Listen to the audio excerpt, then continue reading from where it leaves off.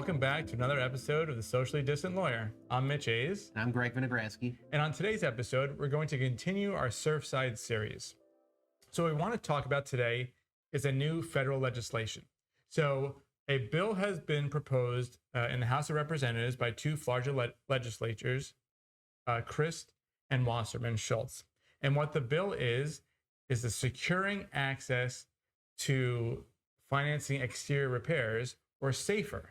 Very clever name. It's HR Bill 7532, and it's currently pending as of April 2022. So Greg, why don't you tell us about what the bill is about? Sure. So basically this bill, in a nutshell, provides funding to community associations through federally backed loans. So how it typically works is if a community association needs to obtain a loan for some type of exterior repairs or infrastructure work, they'll go to a private lender, and the private lender may view that as a risky bet or not. And this bill essentially makes it so the FHA is backing those types of loans, making it easier to obtain financing for community associations.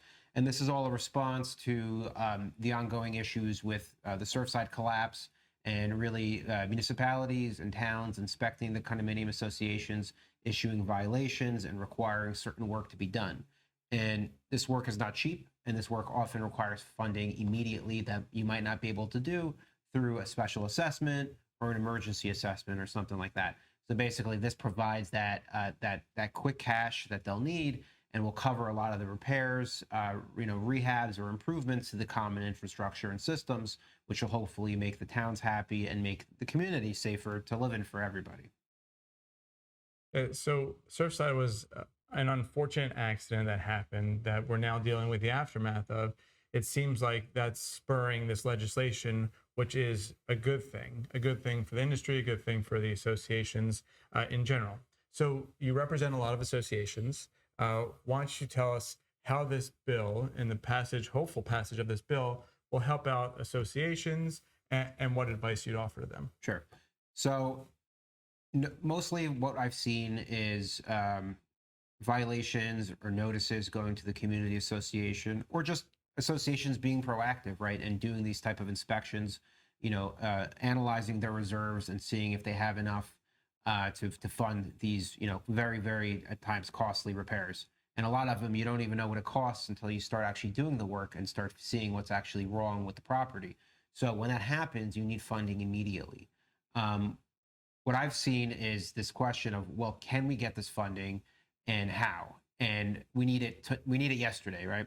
So this will allow, I think, a lot of associations to get that funding without having to do, either an immediate special assessment for a lot of money off the bat, or even spacing this out, as we saw in the Surfside Collapse, where they did a few decades worth of special assessments to try to fund this work, when really they needed the money immediately to be able to make this happen and get what they needed to be done as far as the infrastructure work. So I think this is going to provide a lot of relief to associations. I don't really know what the hesitancy is, because it is collateralized. So there is interest for the FHA in future assessments, as well as the property. And so that would incentivize them, I think, to want to issue these types of loans to make sure that their communities are safer and not being as big of a burden on the actual owners or the members of that association, and providing kind of relief and work to the property at the same time. It seems like this makes sense to be approved, and I'm hopeful that it will get pushed through, and ultimately there will be some kind of form of this bill that would get approved at the federal level. Yeah, I think the industry in general is hopeful that this gets approved and moves swiftly through the House, and then thereafter the Senate. Right now, it's just has been introduced. There's been no further action that's been taken on it, but we'll make sure to keep you updated on any of the Surfside issues, on how this bill progresses. Make sure to follow us on our social media channels, and until next time, take care.